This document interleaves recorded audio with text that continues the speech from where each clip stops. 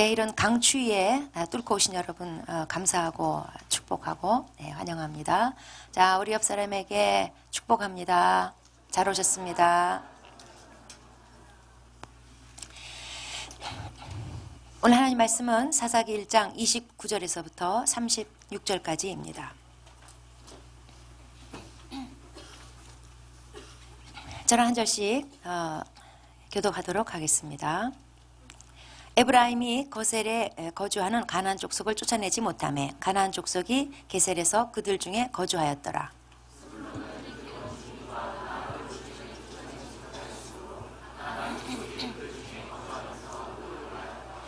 아셀이 악고 주민과 시돈 주민과 알랍과 악십과 헬바와 아빅과 르흡 주민을 쫓아내지 못하고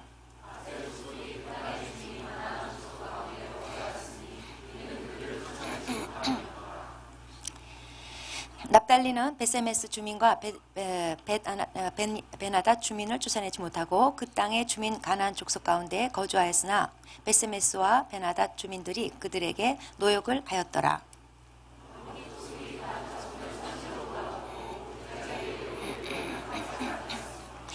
결심하고 헤르산과 아알론과 사알빔에 거주하였더니 요셉의 가문의 힘이 강성하여짐에 아모리 족속이 마침내는 노역을 하였으며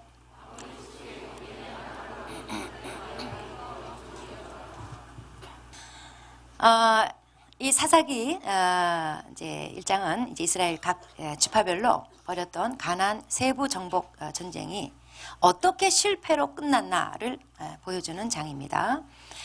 사사기 1장 1절은 멋있게 시작을 했지만 점점 내리막길을 걸으면서 끝내 가서는 실패를 선언하고 맙니다. 자, 29절 30절에 나오는 에브라임 지파 얘기를 보면 또 스불론 지파 얘기를 보면 가나안 족속을 쫓아내지 못했다. 그래서 그들 가운데 일부 가나안 족속들이 들어와 살았고 에브라임 지파나 스불론 지파는 그냥 그대로 내버려뒀다. 그런 얘기입니다. 그리고 31절로 가면은 아셀 지파 얘기가 나오는데 상황이 더 나빠집니다. 가나안 족속을 쫓아내지 못한 지명이 7개가 나오는데 이 성경의 7이라는 수는 완전수예요. 그래서 마치 이들은 완전하게 실패했다. 이거를 말해주는 것 같아요. 32절에 보면은 아셀 족속이 가나안 족속 가운데 거주했다고 그랬어요. 이건 지금 굉장히 큰 문제입니다. 가나안 족속이 아셀 족속 가운데 거주하는 게 아니고 아셀 족속이 가나안 족속 가운데 거주했다. 이건 주객이 전도된 표현이에요. 지금까지 다른 지파들은 가나안 족속을 쫓아냈고 못 쫓아낸 가나안 족속이 일부 그들 안에 들어와 살았어요. 그런 양상이었는데 비해서 지금 아셀 족속 같은 경우는 그들이 가나안 족속 안으로 들어와서 빌붙어서 살았다 이 말이에요. 본래는 다른 지파들은 쫓아내고 남은 자들이 이스라엘 가운데서 눈치 보며 살았어요. 근데 아셀 지파 경우는 반대예요. 정복은커녕 가나안 족속 사이에 빌붙어서 사는 신세로 전락하고 말았어요. 이건 아주 한심하고도 심각한 상태라는 거예요. 전세가 점점 역전돼 간다는 것을 보여줘요. 그리고 이제 이 34절로 내려가면은 단 지파의 경우에는 이스라엘 가나안 정복의 실패 극치를 보여줍니다. 자, 34절 보시면은 아모리 족속이 단 자손을 산지로 몰아넣고 골짜기는 내려오지 못하도록, 골짜기란 골짜기 사이의 평지, 좋은 땅을 말해요. 좋은 땅으로는 내려오지 못하도록 용납하지 않았다는 겁니다. 여기서 34절에 보면 주어가 뭔가를 주의해서 봐야 되는데 주어가 아모리 족속이에요. 지금까지는 그래도 무슨 지파가 어땠고 무슨 지파가 어땠고 뭐 다 쫓아내지 못했고 뭐 저쩌고 다 이스라엘 지파 얘기가 주어였어요. 그런데 이제 34절로 내려오니까 주어가 아모리 족속으로 바뀌어요. 즉 주도권이 그들에게로 넘어갔음을 보여주는 거예요. 팔씨름을 하거나 줄다리기 할 때 보면은 한동안 처음에 막 힘겨루게 하다가 어느 한 딱 시점에 어느 순간에 힘이 한쪽으로 완전히 쏠리면서 그 다음부터는 수습이 불가능한, 그리고 그 이후로는 와르르 무너지는 이런 한 시점이 있지 않습니까? 지금 이 34절의 단 지파의 모습이 그런 거예요. 이제는 주도권이 가나안 족속인 아모리 족속으로 넘어갔어요. 이 아모리 족속이 단 지파를 산지로 몰아놓고 골짜기 내려오지 마. 좋은 땅 내려오지 마. 딱 못 내려오게 막아요. 이건 마치 하나님 보실 때 고양이하고 쥐 싸움에 있어서 쥐가 고양이를 막 몰아가지고요. 도간으로 쏙 집어넣어. 너는 도간에 든 고양이다. 이런 격이에요. 꼼짝 마. 이런 어처구니 없는 장면과도 같다는 거예요. 자, 35절 보시면 이 아모리 족속이 결심하고 헤레스 산과 아얄론 등등에 거주했다는 겁니다. 아얄론 혹시 기억나십니까? 모르게 뻔하기 때문에 제가 먼저 답을 그냥 드리겠어요. 여호수아 10장에 보면은 여호수아가 해와 달을 중천에 멈추게 하는 그런 기적의 장소가 바로 아얄론 골짜기예요. 그때 싸웠던 대상이 다름 아닌 이 아모리 족속이에요.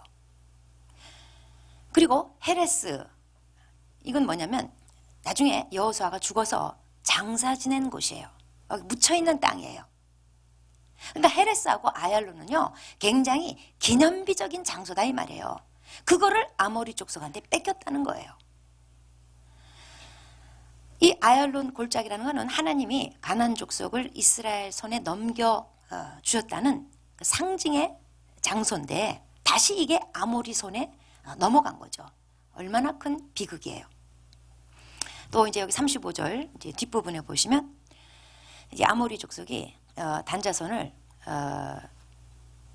아모리 족속 그 후에 단자손이 쫓겨난 후에 요셉 가문 즉 에브라임 지파가 들어와 가지고 거기를 차지했는데 이 에브라임 지파가 힘이 강성해졌음에도 불구하고 아모리 족속을 쫓아낸 게 아니라 그냥 노역을 시킨 거예요. 타협한 거예요.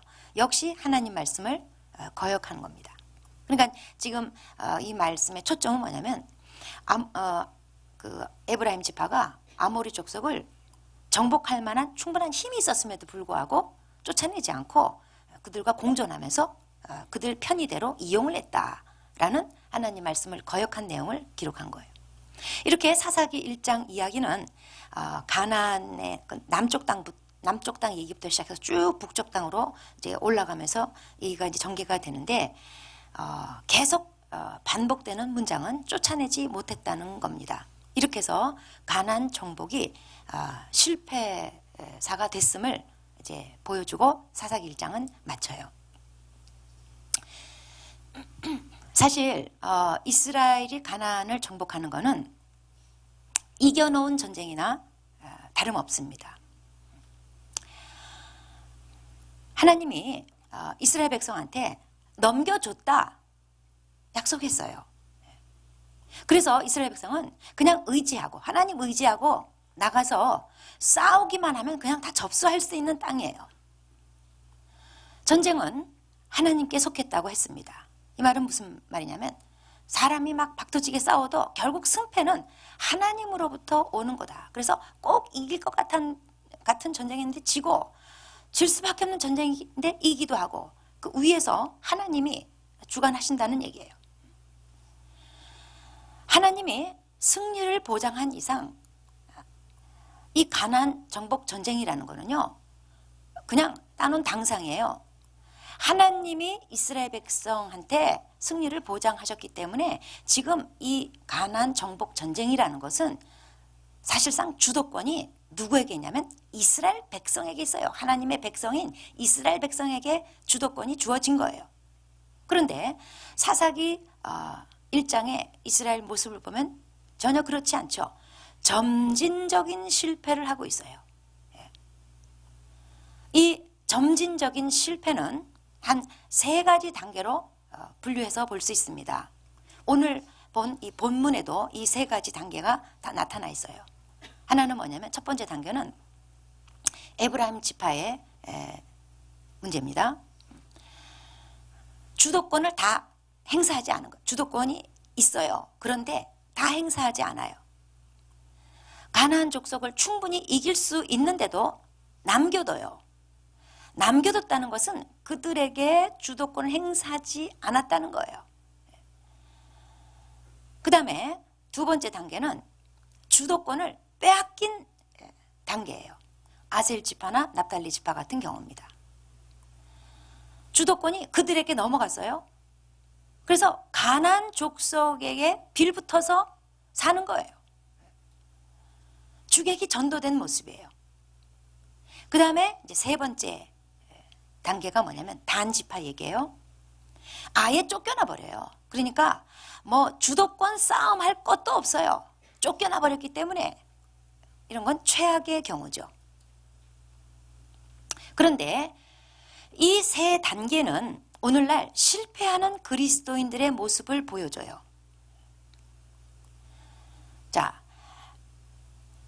가나안 땅과 같은 이 세상을 살면서 우리 그리스도인이라는 것은 각자 자기 삶의 영역에서 죄와 세상적 가치를 몰아내고 그리고 거기에다가 하나님의 가치를 구현해야 되는 게 우리 그리스도인들의 신분이자 사명이에요.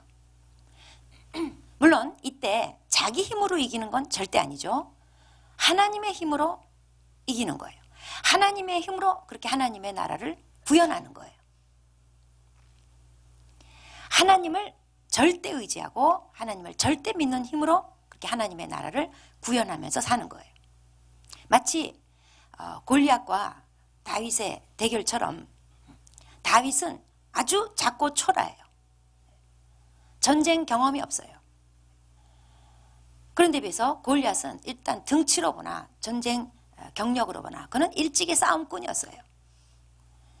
하지만 다윗에게는 이 초라하고 작은 다윗에게는 만군의 여호와의 이름이 있었어요. 이렇게 볼 때 지금 다윗하고 골리앗하고 딱 붙었을 때 사이즈로 보면은 이거는 게임도 안 되는 전쟁이에요. 그런데 이 등치로 볼 때 절대적으로 열세인 다윗에게 사실은 주도권이 있는 거예요. 왜냐하면 골리앗의 목숨은 결국 누구에게 있냐면은 다윗 손에, 하나님 손에 있어요. 골리앗 스스로에게 있지 않아요. 그런데 그 골리앗의 목숨을 쥐고 있는 하나님의 손이 다윗과 함께 하신다 이 말이에요. 그렇기 때문에 이 대결의 주도권은 다윗에게 있는 거예요. 이것은 다윗이 강하다가 아니라 다윗과 함께 하시는 하나님이 강하다 그 얘기죠. 그래서 다윗이 한 거라고는 이 하나님을 믿음으로 하나님의 능력이 풀려나오게 하는 거. 다윗이 한 것은 이거예요. 그러면 오늘날에도 이런 주도권을 가진 자가 있는가? 있습니다. 바로 그리스도인들이에요. 다윗에게는 만군의 여호와의 이름이 있었어요. 예수 믿는 자에게는 예수 이름이 있어요. 예수 이름. 십자가에서 죄와 사망 권세를 이기시고 모든 강력을 파하는 권세를 가지신 예수 이름. 그 이름을 예수를 믿는 자에게, 그분을 믿는 자에게 주셨어요. 또 예수 믿는 자는 주님이 그리스도와 함께 영적으로 하늘에 앉으셨다는 거예요. 하나님 보좌 우편에 그리스도와 함께 앉으셨다는 거예요. 거기 앉아서 다스리게 해주셨다는 거예요. 그래서 다윗이 만군의 여호와의 이름으로 물맷돌을 던진 것처럼 그리스도인들도 예수 이름으로 우리의 아모리 족속을 쳐서 이기게 하시는 거예요. 비록 골리앗 같은 문제 앞에서 우리는 살아가요. 그 앞에서 나는 한없이 작고 초라해요. 그렇지만 예수 이름으로 싸울 때 지금 주도권은 누구에게냐? 나에게 있는 거예요. 문제가 아무리 커도 아무리 골리앗 앞에 섰어도 주도권은 나에게 하나님이 주신 거예요. 예수 믿는 자에게 예수 이름을 주심으로 예수 이름으로 물맷돌을 날릴 때 이길 수 있도록 주도권은 나에게 주신 거예요. 사무엘하 8장 14절에 보면은 다윗이 어디로 가든지 여호와께서 이기게 하였더라. 그러니까 다윗은 누구랑 붙어도 지금 싸움의 주도권은 자기에게 있어요. 왜냐하면 다윗은 철저하게 하나님 매달려 살았고 하나님 의지하고 하나님의 이름으로 만군의 여호와 이름으로 싸웠기 때문에 다윗이 이긴 게 아니라 여호와께서 이기게 하였더라. 그러니까 다윗은 누구 어떤 강한 적수 앞에 서도 지금 주도권은 다윗한테 딱 있는 거예요. 그리스도인들 경우는 어떻습니까? 요한일서 5장 4절에 하나님께로서 난 자마다 세상을 이기느니라. 여러분 어디서 났어요? 우리가 거듭나는 건 하나님께로부터 나는 거예요. 모든 그리스도인은, 모든 하나님의 자녀는 하나님께로부터 난 자예요. 하나님께로부터 난 자마다, 즉 하나님의 자녀들은 세상을 이기느니라. 그게 우리 신분이에요. 근데 왜 안 이겨요? 자, 죄의 문제에 대해서도 창세기 4장 7절에 죄가 너희를 원하나 너희는 죄를 다스릴지니라. 너희에게 죄의 소원은 있으나 너는 죄를 다스릴지니라. 그러니까 예수 믿는 사람은 세상을 이기고 죄를 다스리는 자로 살아가는 것이 그의 신분이요 그의 사명이에요. 예수 믿는 사람은 죄와 세상 앞에서 쫄고 다스림을 받고 그런 자가 아니라는 겁니다. 쫓아내고 다스리는 자여야 한다는 거예요. 주도권을 쥐고 사용해야 된다는 겁니다. 그런데 오늘 이 사사기 1장을 통해서 우리는 똑같이 실패하고 사는 그리스도인의 모습을 보게 됩니다. 자, 첫 번째 단계, 주도권을 다 행사하지 않는 그리스도인들이에요. 즉 삶에 신앙을 적용하지 않아요. 물론 일부 승리합니다. 간증거리도 있습니다. 영적 성장도 있습니다. 은혜도 받고 복도 받습니다. 그런데 어떤 거는 여전히 남겨둬요. 말씀을 적용하지 않아요. 세상 가치관 그대로 살아요. 죄와 타협하고 살아요. 일부 어떤 죄는 터치하잖아요. 그냥 남겨둬요. 쫓아내지 않아요. 그래서 술과 같이 살고 담배와 같이 살고 음란물과 같이 살고 죄와 더불어 사는 거예요. 물론 신앙생활 하고 있어요. 승리하기도 합니다. 그러나 어떤 거는 남겨도 그래서 여전히 더불어 살아요. 즉 그 영역에는 주도권을 다 행사하지 않는 거예요. 기도와 말씀으로 다스리지 않는 거예요. 믿음으로 그 문제를 이기지 않는 거예요. 그 다음에 이제 두 번째 부류가 있습니다. 그거는 주도권을 빼앗긴 그리스도인이에요. 교회는 다닙니다. 예배 때 은혜도 받습니다. 찬양하다가 눈물도 찍 한 방울 흘립니다. 감동이 옵니다. 역시 교회는 와야 돼. 역시 예배야.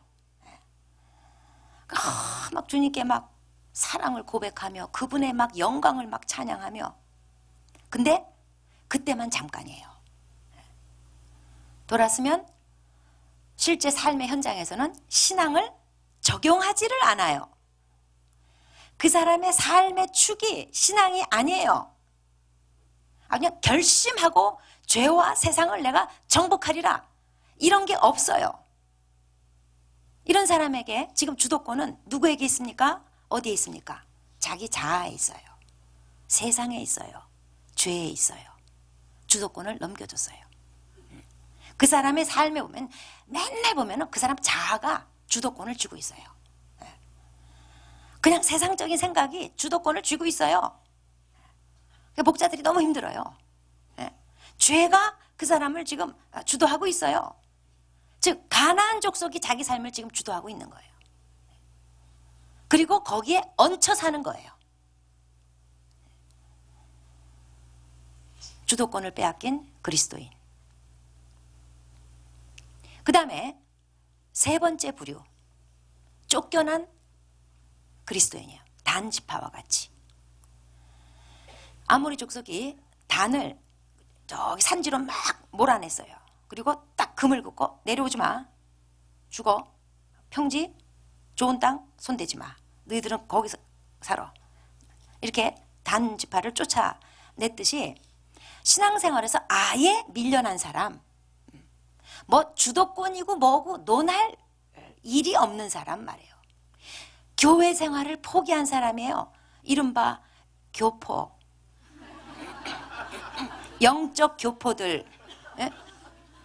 혈통은 교포란 게 뭐예요? 혈통은 한국인데 외국에 사는 사람이죠. 혈통은 하나님의 자녀예요. 하나님으로부터 났어요. 그런데 세상에서 사는 거야. 어두운 나라에서 사는 거예요. 사탄이 그를 저 산지로 막 몰아내요. 결국 사탄으로부터 믿음 생활, 신앙 생활로부터 쫓겨난 사람이에요.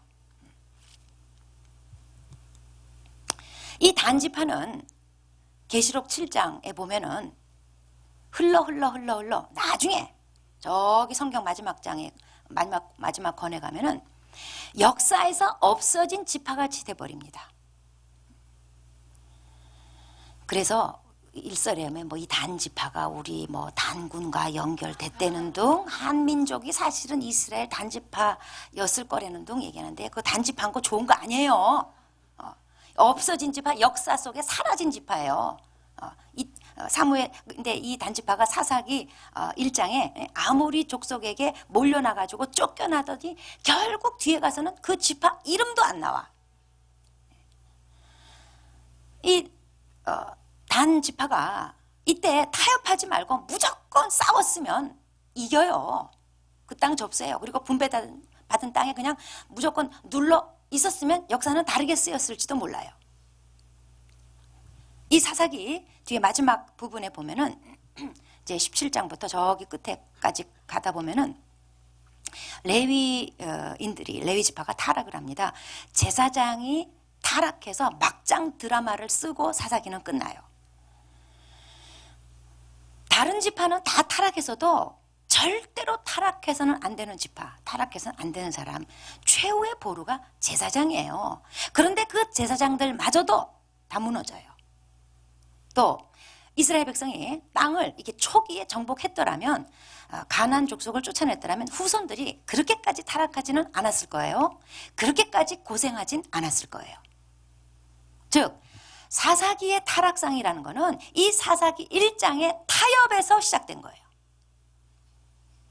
타락은 아주 작은 타협에서 시작됩니다. 따라합시다. 타락은 아주 작은 타협에서 시작된다. 우리가 도덕적 타협에 빠지면 더 낮은 도덕적 규범을 즐기게 돼요. 그리고 마침내 거기에 맞춰서 우리의 믿음까지 조정하고 말아요. 처음에는 바빠서 그냥 바빠서 큐티 몇 번 띄워 먹었어요. 바빠서 기도도 못하고, 나중에는 뭐 식기도 뭐 남들 다 안 하더라고. 식기도 다 띄워 먹고, 바빠서 셀 좀 못 나왔어요. 안 나와도 벼락 안 맞아. 괜찮네. 그리고 다른 교회는 그런 거 안 해. 그러니까 주일 예배 오는 것만으로 만족하는 거예요. 교포 됩니다. 주일 예배만으로 만족해요? 그 다음 단계 기다리고 있어요. 교포 생활. 교회를 포기한 생활로 가는 거예요. 믿음 생활에서 쫓겨나는 단지파 되고 말아요. 사사기 1장에 지금 쫓아내지 못했다 계속 반복되는데, 우리 그리스도인들은 쫓아낼 건 쫓아내고 끊을 건 끊고 다 자를 건 자르고, 이때 절대로 작은 타협을 하면 안 돼요.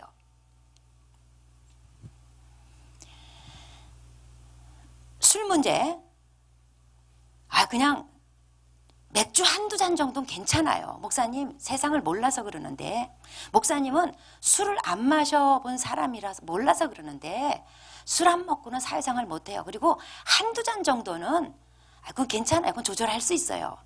여보셔, 나도 술 먹어봤어. 나도 맥주 맛있는 거 알아.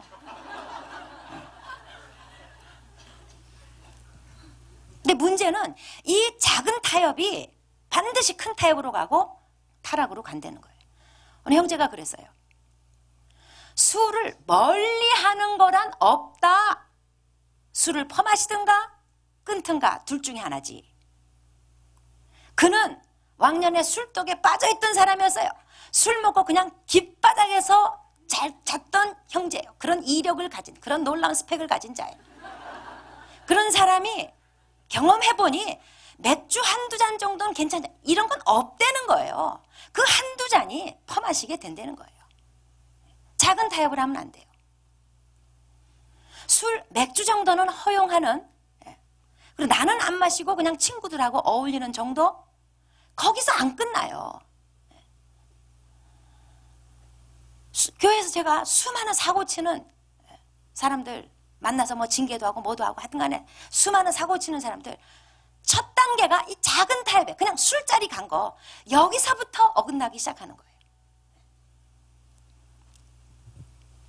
최근에 한 조사에 의하면은 남자들은 결혼해도 썸 타는 사람들이 많이 있답니다.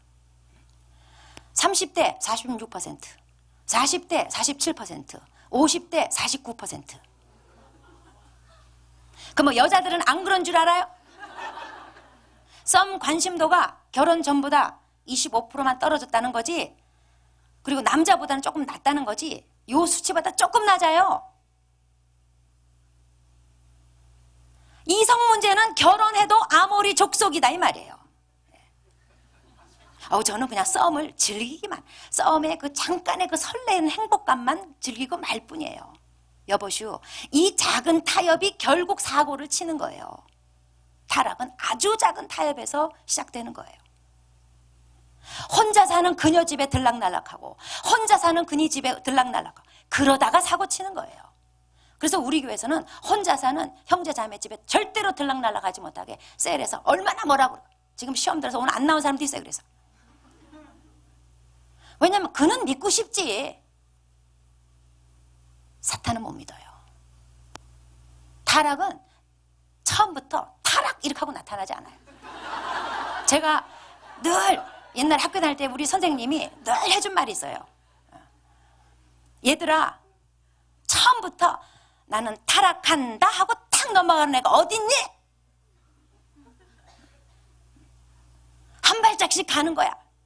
그래서 하여튼 수시로 그 얘기를 했어요. 세월이 지나 제가 목사가 되고 보니 그분은 믿지 않았으나 아주 명언을 하신 거예요. C.S. 루이스가 타협의 길은 처음부터 낭떠러지가 아니다. 걷기에 기분 좋은 완만한 내리막길이다. 하지만 조금씩 내려가다 보면 다시는 올라올 수 없는 자리에 이르게 된다. 여러분, 현재 내 위치는 뭐예요? 기분 좋은 완만한 내리막길. 현재 내 위치는 뭐예요? 데살로니가서 5장 22절에 악은 어떤 모양이라도 버리라 그랬어요. 자, 이스라엘 백성이 왜 타협했습니까? 그들은 가나안 정복이라는 이 사명에 절대성을 부여하지 않은 거예요. 무시한 거예요. 그냥 상대적인 명령으로 생각한 거예요. 가나안 족속을 몰아내고 가나안 땅을 차지하는 거, 이건요 단지 그들에게 살 곳을 마련하기 위한 게 아니에요. 하나님 제사장 나라를 건설하기 위한 중차지대한 문제였어요. 그런데 그거를 사소한 문제로 여겼어요.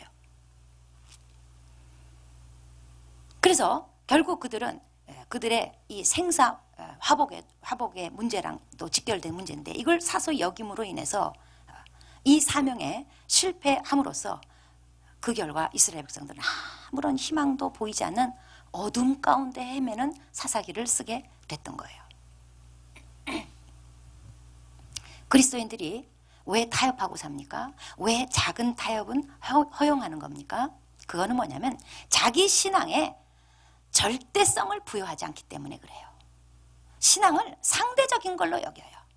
그냥 나 필요할 때 쓰고, 그냥 내 마음에 위안이나 얻고, 그냥 하나님한테 보험 하나 그냥 들어놓고, 뭐 여차하면은 나 궁하면 그 보험 그냥 해지하고, 이런 상대적인 문제로 여기기 때문에 어떤 상황이 딱 되면 타협하는 거예요. 이건 자기 신분과 사명을 망각한 아주 중대한 문제예요. 우리가 신앙을 포기하고 타협하는 거는요, 사실 길게 보면 내 생사화복과 직결된 문제예요. 당장은 몰라요. 여러분, 작은 타협을 우습게 보면 안 됩니다. 타락은 아주 작은 타협에서부터 시작되는 거예요. 어떤 문제 앞에 섰든지 정복하세요. 정복하려고 하세요. 하나님이 우리에게 주도권을 주셨어요.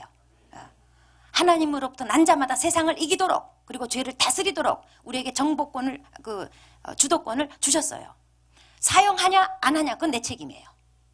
주신 거는 분명해요. 정복하고 다스리고 이기고, 그게 그리스도인들의 신분과 사명이에요. 기도하시겠습니다.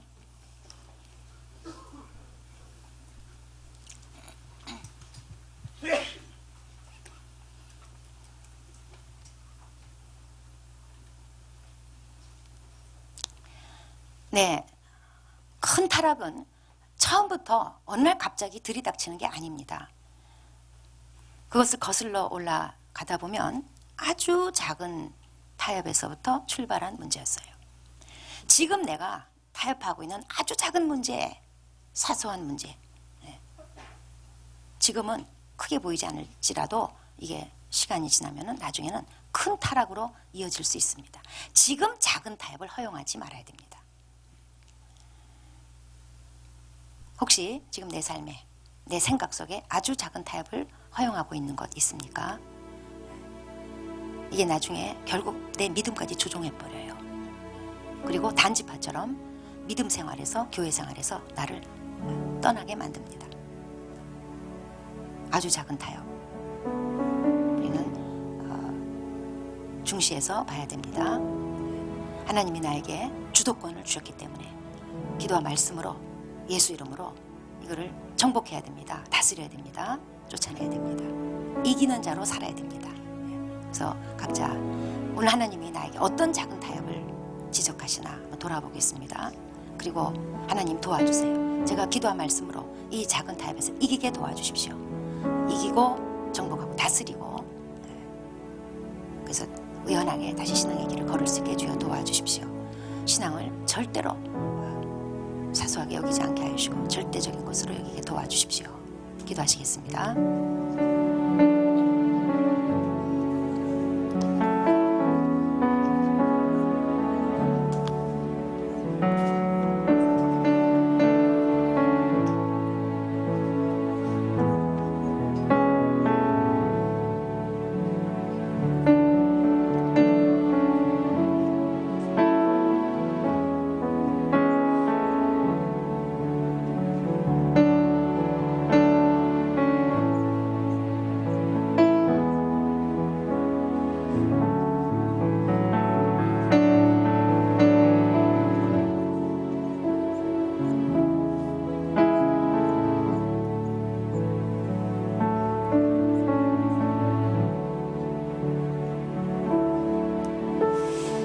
하나님 아버지, 이스라엘 각 지파가 타협에 타협을 거듭하더니 단지파는 드디어 쫓겨나고 말았습니다. 그리고 나중에 역사 속에서 거의 사라지는 지파처럼 되고 말았습니다. 주님, 작은 타협을 우리가 우습게 보지 않게 도와주십시오. 이 작은 타협이 결국은 큰 타락으로 이어지고 나중에는 단지파처럼 믿음 생활에서 쫓겨나는 그런 참 어처구니 없는 결론으로 이를 수 있음을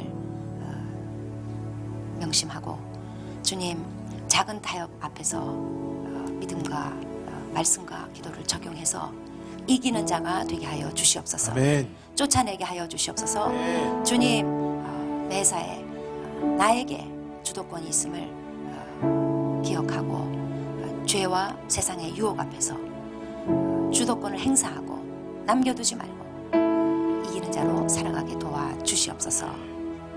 그래서 그리스도인의 신분과 사명에 걸맞는 삶을 살아가도록 도와주시옵소서.